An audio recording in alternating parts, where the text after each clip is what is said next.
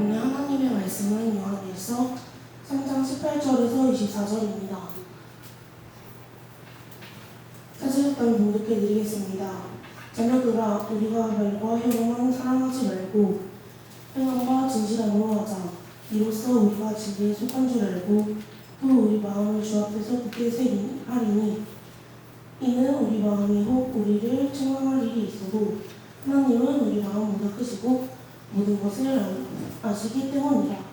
사랑하는 자들아, 만일 우리 마음이 우리를 책망할 것이 없으면 하나님 앞에서 담대함을 얻고 무엇이든지 구하는 바를 그에게서 받나니 이는 우리가 그의 계명을 지키고 그 앞에서 기뻐하시는 것을 행함이라.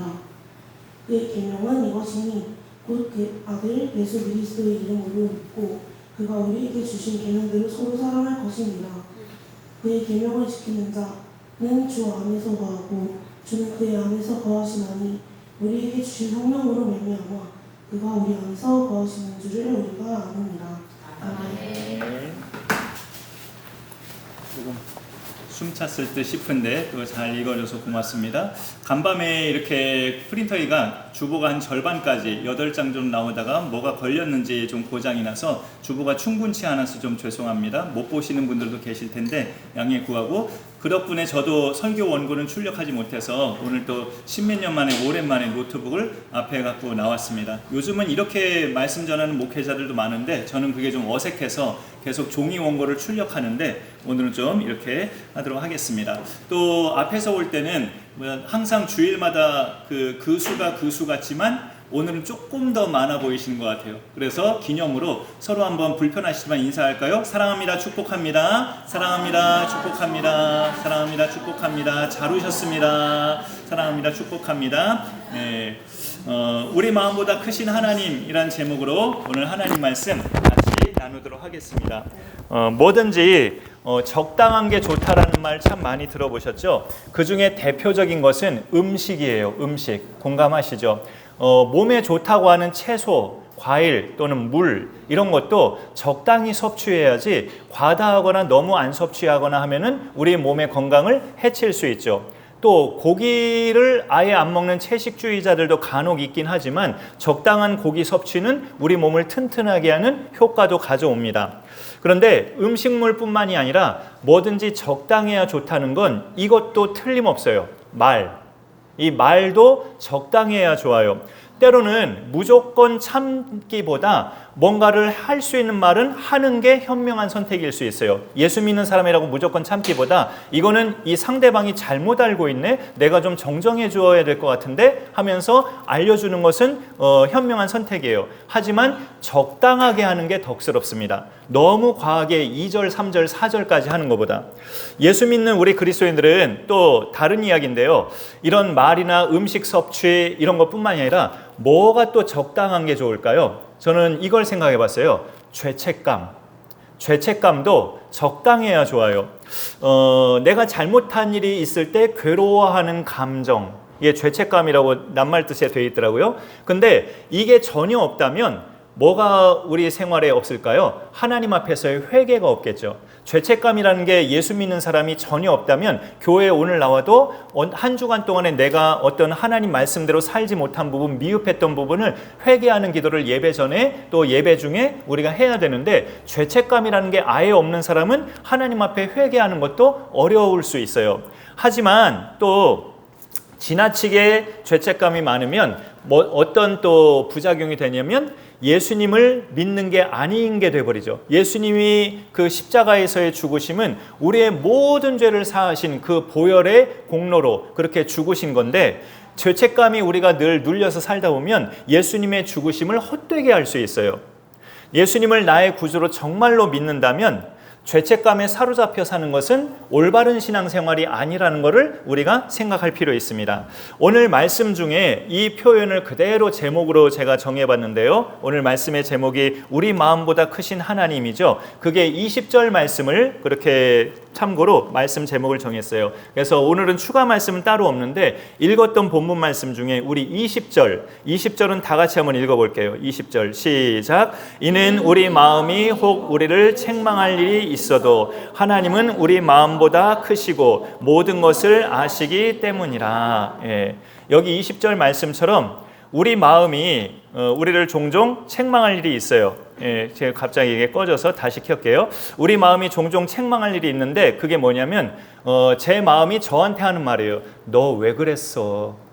제 마음, 여러분 자신의 마음이 여러분 자신한테 그런 말을 그렇게 들려주는 적 없으세요? 너 왜 그랬니? 내 마음이 나한테 그런 말 하는 거. 너 그렇게 말하면 안 됐잖아. 너 사랑해서 그래준 사람한테 왜 이렇게 모질게 말했니? 너 왜 그랬어? 하면서 내 마음이 나한테 막 공격하면서 책망하듯이 말을 하는 거예요. 이런 경우가 많이 있을 거예요. 너는 그런데 책망할 일이 종종 있지만 또 그 마음보다 더 큰 것이 하나님이라고 오늘 말씀에서 알려주는 겁니다. 그래도 너는 내 자녀야 라고 하나님은 말씀하신다라는 거죠. 우리가 오늘 말씀대로 살지 못했을 때 그렇게 내 마음이 나 자신을 책망하는 소리가, 양심의 소리가 들릴 수 있는데, 그런 어떤 일을 우리가 못했을 때 그런 양심의 소리가 자꾸 내 안에 들릴까 할 때 각자마다 또 다양한 것들이 있을 수 있겠지만, 어쨌든 성경에서 예시로 드는 걸 한번 우리가 같이 볼게요. 본문은 우리가 18절부터 읽었는데, 자녀들아 우리가 말과 혀로만 사랑하지 말고 행함과 진실함으로 하자, 이렇게 말을 하고 있습니다. 방금 전에 우리가 서로에게 사랑합니다, 축복합니다 이렇게 오랜만에 인사를 했는데, 성경에 보니까 말과 혀로만 사랑하지 말고 행함과 진실함으로 사랑하라고 그렇게 말씀해요. 행함과 진실함으로 사랑한다는 게 뭘까? 한 예가 오늘 본문보다 좀 앞에 있는 말씀인데, 그래서 성경으로 봐야 돼요. 17절에 보니까 누가 이 세상의 재물을 가지고 형제의 궁핍함을 보고도 도와줄 마음을 닫으면 하나님의 사랑이 어찌 그 속에 거하겠느냐, 이런 말을 하죠.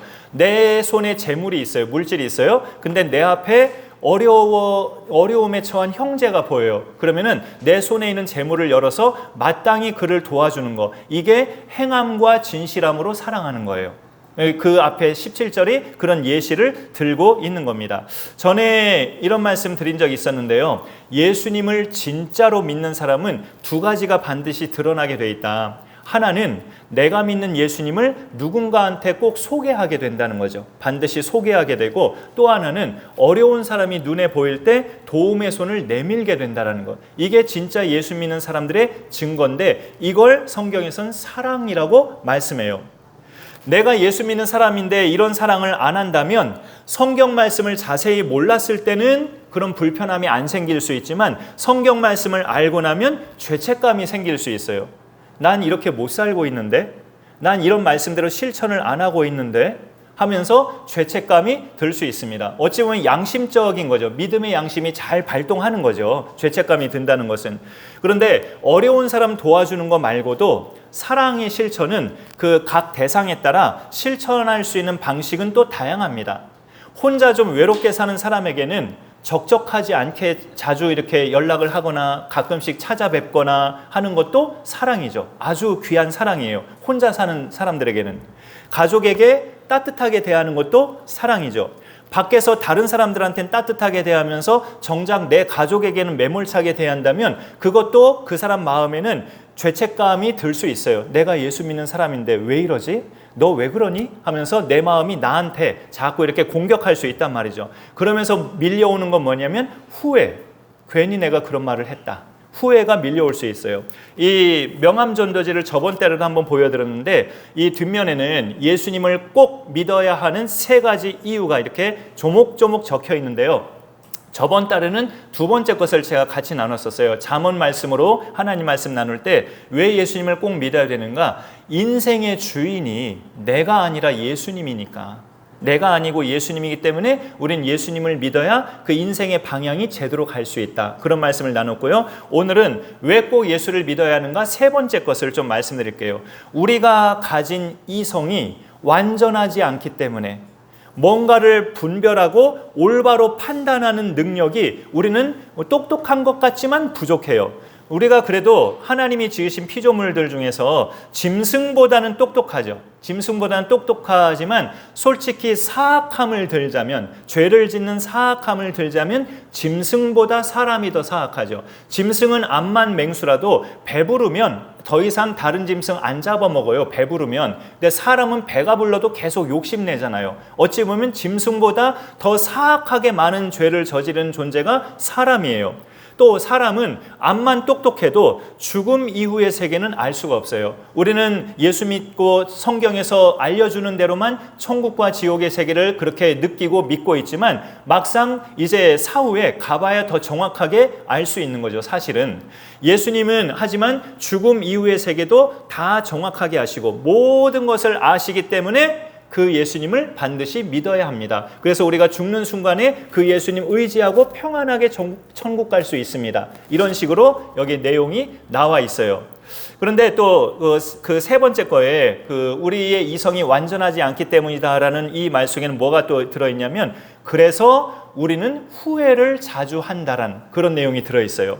우리의 이성이 완전하지 않기 때문에 우리가 때로는 마음에 없는 소리도 하고 마음에 없는 행동을 하다가 후회를 자주 한다는 거죠. 후회도 그게 뭐냐면 내 마음이 나를 책망하는 거예요. 너 왜 그랬니? 하면서 내 마음이 날 책망하는 순간입니다. 그런데 20절 다시 보시면요. 20절, 우리 마음이 혹 우리를 책망할 일이 있어도, 그 다음에 보면 하나님은 우리 마음보다 크시고 모든 것을 아신다, 이런 말씀이 있어요. 이 말씀으로 보면 말을 하는 내 입보다, 행동을 하는 내 몸보다 내 마음이 날 정확히 안다는 거예요. 이 전반절을 보면, 상반절을 보면 내 입이나 내 몸보다 내 마음이 나 자신을 정확히 안다는 거예요. 근데 20절 하반절에 보면 날 정확히 아는 내 마음보다 하나님이 더 크시대요. 하나님이 더. 그러니까 사실 앞서 보았던 우리 17절 말씀에 자기 손에 재물이 있는데 형제가 어려움에 처한 형제가 눈앞에 보이면서도 안 도와준다. 이건 사랑이 없는 거다. 타당한 말씀이죠. 그 다음 18절도 말과 혀로만 사랑할 게 아니라 행함과 진실함으로 사랑해야 된다. 아주 타당한 말씀이죠. 그런데 이렇게 타당한 말씀대로 우리가 못 살면 우리 마음이 우리를 책망해요. 너 그러면 안 되잖아. 너 예수 믿는 자가 왜 그렇게 살아? 하면서 우리 마음이 우리를 책망하는데 웃기는 이야기는요. 내 마음은 내 마음 스스로가 마음속에 있는 것을 다 파악하지 못해요. 이 마음 자체는. 그거는 누가 하시느냐? 마음보다 크신 하나님이 하셔요. 내 마음속에 그런 것들만 들어있는 게 아니고 다른 것들도 들어있다는 걸 이 마음은 모르지만 하나님이 아신다고요. 내 마음보다 크신 분이 하나님이시니까. 내가 누구를 오늘 못 도와줬는데, 어려운 사람이 눈에 빤히 보이는데 오늘 못 도와줬어요? 그러면 내 속에 사랑이 없어서 그런 건가? 꼭 그런 건 아니야 라고 알려주시는 분이 하나님이라는 거죠. 그걸 하나님은 아신다는 거예요. 네 마음이 일관되지 못해서 어떤 때는 이랬다가 어떤 때는 저랬다가 그러는 것 뿐이지 네 마음이 항상 악하지는 않아 하고 하나님은 진단해 주신다는 거예요. 예수 믿는 사람으로서 우리가 종종 그래도 성경 말씀대로 살고 싶은 마음이 있다는 것을 하나님은 파악하고 아신다는 거예요. 우리가 그렇게 행하지 못하는 순간이 많을지라도 우리 속에는 또 하나님 말씀에 순종하고 싶어하는 갈망이 있다는 것을 하나님은 아신다고요. 어떤 때는 머뭇머뭇하다가 놓쳐버리는 순간들도 많죠. 솔직히 우리 마음보다 크신 하나님께서 그걸 아신다는 거예요. 오늘은 네가 해보려고 했는데 머뭇거리다가 못한 거지 하면서 하나님이 아신다는 거죠. 저에게는 그런 게 뭐냐면 전도하는 일이에요. 전도. 걔가 띄엄띄엄 말씀드렸던 것 같은데 작년 5월 말에 예심사관학교에 처음 등록하고서 지금까지 거기는 매 학기마다 필수 숙제가 뭐냐면 40일 작정 전도예요. 매일 1시간씩. 근데 1시간 밑돌게 한 적이 많아요. 40분, 45분 이런 식으로 매일 1시간씩 40일 동안 하루도 빠짐없이 작정 전도하는 게 필수 숙제예요. 그래서 그게 하기 싫어가지고 부담돼서 예심을 주변에서 그렇게 등록하세요. 목사님 잘할 거예요. 아마 이렇게 저를 격려해 주는데도 계속 빼고 등록 안 하다가 재작년 가을에 성도들 죄다 나가신 후에 깨닫고 등록했어요. 그렇게 했는데 처음 그것도 반년 이상이나 지나서야 등록한 거죠. 작년 5월에 등록한 거니까. 그래서 1차 40일 작정전도를 처음 6월 중순부터 7월 말까지 작년에 해봤어요. 근데 1차로 했을 때는 마지막 40일 날이요. 어서 내게 오시옵소서. 이런 마음으로 나갔어요. 매번 나갈 때마다 빨리 40일 마지막 날이 왔으면 너무나 싫어가지고 너무나 부담돼가지고. 그런데 1차를 마치고 2달을 쉬고요. 그 다음에 9월 작년의 말부터 올 1월 말까지 2차, 3차, 4차 작정전도는 내리했어요. 그냥 텀 없이. 120일 동안 내리한 거죠. 그때는 이제 마지막 날이 빨리 왔으면 하는 마음이 상당히 이제 없어졌더라고요. 제 마음속에. 왜 이렇게 없어졌지? 하고 놀랄 정도로 그렇게 없어졌고, 1월 말에 4차까지 마치고 한 달 쉬고, 또 올 2월 말부터 지난 6월 말까지 5차, 6차, 7차를 또 해서 120일 동안 또 전도를 해봤어요. 그리고 딱 일주일 쉬고 지난 7월 1일부터 이번 달 8월 9일까지 8차 40일 작정전도를 또 한 번 더 해봤습니다. 그리고 8월 9일 마치고 지금까지 보름 동안은 제가 전도를 쉬고 있어요, 지금. 근데 원래 제 계획은 9월 1일부터 딱 가을을 시작하는 날로 딱 맞잖아요. 9월 1일부터 9차 40일 작정전도를 시작하려고 했는데 지금 마음속에는 그보다 좀 빨리 할까 해요. 왜 그렇게 생각이 들었냐면 하다가 안 하니까 이것도 죄책감이 드는 거예요. 제 마음속에. 하다가 안 하니까. 우리 교회 몇 군데 이렇게 포스터가 붙여져 있는데요. 전도 포스터가. 저 창가에 붙어 있는 포스터는 무슨 글귀가 써 있냐면 전도하면 복 터지고 전도 안 하면 속 터진다. 이런 글귀가 붙어 있어요. 근데 전도하면 복 터진다는 말은 99%도 아니고요. 100% 맞아요. 전도하면 복 터진다. 제가 작정 전도하는 기간 동안에 교회에 새로운 분들이 오셨고 저희 집도 이사했으니까. 하지만 눈에 보이는 그런 복들 뿐만이 아니라 전도하면 또 이런 복이 임하더라고요. 내가 예수 믿는 사람답게 살고 있구나 하는 뿌듯함. 나만의 뿌듯함인지 모르겠지만 그래도 내가 예수 믿는 사람답게 살고 있구나. 예수 모르는 사람에게 전도를 날마다 하고 있으니까 내가 믿는 자답게 살고 있다는 뿌듯함이 있고요. 간혹 또 전도하면서 만난 상대들 중에는 격려의 말을 해주시는 분들도 있고 그거는 예수 믿는 사람이죠. 그리고 또 어떤 사람을 만나기도 하냐면 한동안 신앙생활을 방학 중이었는데 제가 그날 전도함으로 다시 교회를 나가야 될 것 같다고 그렇게 반응하는 분들도 간혹 만나요. 그러면 전도자는 그 순간이 말할 수 없이 기쁘거든요. 내가 이 사람에 대해서 알지도 못하는데 멋모르고 예수님 전했다가 이 사람이 몇 년 동안 교회 방학을 했대요. 다음 주부터 다시 교회를 나가야겠대요. 내 말을 듣고 그런 결심을 한 거잖아요. 실천은 두 번째 문제지만 그런 순간에 전도자는 굉장히 뿌듯함을 느끼면서 그 마음속에 뭐가 딱 이제 없어지냐면 죄책감. 내가 하나님 앞에 잘못 살고 있는 거 아닌가? 내가 하나님 앞에 말씀대로 못 살고 있는 거 아닌가? 이런 죄책감들이 많이 사라지는 복을 전도하면 누리게 되더라고요. 근데 지금은 쉬고 있기 때문에 또 죄책감이 스며드는데 이런 것이 바로 제 마음이 저를 책망하는 거예요. 너 다시 나가야지. 왜 교회 안에 있어? 너 다시 전도해야지. 왜 이렇게 쉬고 있어? 하면서 제 마음이 저를 책망하는 거예요. 근데 하나님은 제 마음보다 크셔서 제 마음속에 있는 다른 것들까지도 다 알고 계신다는 거예요. 네가 지금 전도 쉬고 있지만 너는 조만간에 다시 할 거야. 하나님은 그렇게 말씀하신다는 거죠. 위로의 말씀, 격려의 말씀. 그리고 전도하는 순간에도 이런 경우들이 참 많아요. 참 바보 같고 미련하고 어찌 보면 속된 말로 멍청한 그런 제 자신을 느낄 때가 많아요. 주저주저 하다가 말도 못 걸고 그냥 그 사람 떠나보내는. 그래서 가만히 서 있어서 우리 교회 밑으로 내려오면 횡단보도 있잖아요. 빨간불일 때 신호대기 때문에 서 있는 분들 종종 만나거든요. 그러면 다가가서 이제 명함 내밀고 이렇게 물티슈 주거나 건빵 드리고 하면서 예수님 잠깐 소개하고 그렇게 하면 되는데 제가 가리는 대상이 있더라고요. 전도할 때 20대에서 40대까지의 여성들 가려요. 어려워가지고. 그 다음에 또 어떤 대상에게 잘 못 다가냐면 세상 바빠 보이는 사람. 그러니까 신호대기 때문에 서 있긴 한데 막 바쁘게 서 있어요. 막 여유가 없어 얼굴 표정에. 신호가 파란불로 이렇게 바뀌면 총알처럼 튀어갈 것 같아. 그렇게 바빠 보이는 사람에게는 또 못 다가가요 제가. 그리고 또 의외로 제가 저를 몰랐는데 제가 잘 다가가지는 대상은 누구냐면 길거리에 서서 뻐끔뻐끔 담배 피우는 사람들, 그런 사람들은 아주 편하게 잘 다가가더라고요. 제가 그 편한가 봐요, 그런 사람들이. 그래서 또 어려운 대상이 있을 때는 못 다가가는데 그런 경우를 느낄 때도 제 마음이 저를 책망하는 거예요. 너 전도하러 나온 거잖아 지금. 근데 왜 대상을 가려? 왜 여성들에게는 못 다가가? 왜 바빠 보이는 대상에게는 못 다가가? 하면서 제 마음이 저를 책망하는 거예요. 제 마음을 불편하게. 그러나 하나님은 제 마음에 이렇게 알려주실 때가 종종 있어요. 네가 오늘은 주저하다가 그 사람들에게 복음을 못 전했지만 다음번엔 네가 꼭 할 수 있을 거야.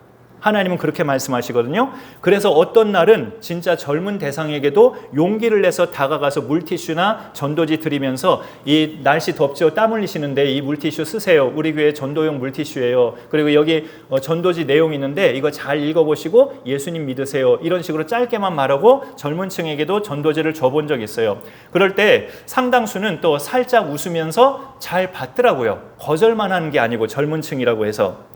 우리가 믿음에 굳건하지 못하고 갈팡질팡할 때 때로는 나 자신이 너무나 한심하게 느껴지고 내가 목사 맞나? 이런 생각도 저도 숱하게 많이 들고요.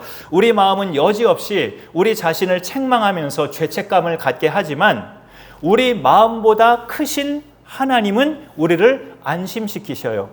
근데 무조건 안심시키신다기보다 우리가 예수님을 믿으니까 너는 네 속에 내 아들 그리스도 예수가 들어있어. 그러니 너는 얼마든지 가능성이 있어 라고 위로를 자주 해주신다는 거죠, 하나님께서는. 그래서 예수 믿는 우리에게는 우리 마음이 우리를 책망할 일이 없는 때도 많이 생겨요. 책망할 때만 생기는 게 아니에요. 우리 마음이 우리를 또 칭찬할 때도 많이 생긴다고요. 내 마음이 나 자신한테 너 오늘은 잘했어. 홍성표 너 오늘은 잘했어. 하고 내 마음이 저를 그렇게 칭찬해 준 순간도 많이 있단 말이죠. 왜? 내가 예수 믿는 사람이니까. 그 말씀은 21절에 있어요. 21절에 보면 사랑하는 자들아 만일 우리 마음이 우리를 책망할 것이 없으면 하나님 앞에서 담대함을 얻고라는 이런 말씀이 나오죠. 책망할 것이 없다는 말은 우리가 전혀 죄를 안 짓는다는 뜻이 아니라 하나님이 기뻐하실 만한 것을 실천한다는 거죠. 하나님이 기뻐하실 만한 말씀들을 실천하면 하나님이 우리를 기뻐하신다는 사실을 우리도 확신하고 그래서 무엇이든지 하나님께 담대하게 나아가서 그분에게 구하고 그분에게 응답받는 축복을 받는다는 겁니다. 오늘 말씀 중에 그 19절에 이런 말씀이 있어요. 이로써 우리가 행함과 진실함으로 이렇게 사랑하면, 그래 말씀을 실천하면 이로써 우리가 진리에 속한 줄을 알고 또 우리 마음을 주 앞에서 굳세게 하게 된다고. 우리가 이리저리 갈팡하지 않고 굳세게 하는 비결은 그렇게 어려운 중에도 내가 나 자신이 힘들고 마음이 복잡한 중에도 이 마음보다 더 크신 하나님의 격려를 받으면서 자꾸 이제 실천하고 도전하고 행해 나가면서 우리의 믿음이 다져지고 굳세게 된다는 거죠. 아, 내가 예수 믿는 사람 맞구나. 부족하지만 내가 오늘 이런 실천을 했구나. 나는 예수 믿는 사람이 맞구나. 이렇게 확신하면서 믿음을 다져갈 수 있다는 말이에요. 진리에 속한다는 것이 19절에 있었죠. 우리가 진리에 속한 줄을 알게 된다. 행함과 진실함으로 사랑을 행하면, 전에는 못했는데 오늘은 행했다면 나는 진리에 속한 자가 맞구나. 진리에 속했다는 것은 예수 그리스도께 속했다는 뜻이죠. 사도 요한이 이 요한일서에서 소개하는 계명은 이미 요한복음에서 예수님이 말씀하신 그 계명이에요. 너희가 서로 사랑하라. 이 계명인데 이 사랑은 어떤 사람이 할 수 있냐면 이 서로 사랑하는 이 사랑의 실천 어떤 사람이 할 수 있냐면 23절에 보시면 23절도 같이 한번 읽어보죠. 어떤 사람이 사랑할 수 있는지 23절 시작. 그의 계명은 이것이니 곧 그 아들 예수 그리스도의 이름을 믿고 그가 우리에게 주신 계명대로 서로 사랑할 것이니라. 예. 어떤 사람이 예수님의 계명 따라 사랑을 실천할 수 있냐면 먼저 나오는 것이 있어요. 23절에 곧 그 아들 예수 그리스도의 이름을 믿고, 이 예수님을 믿는 사람이 먼저 사랑을 실천할 수 있음을 짚어주고 있습니다.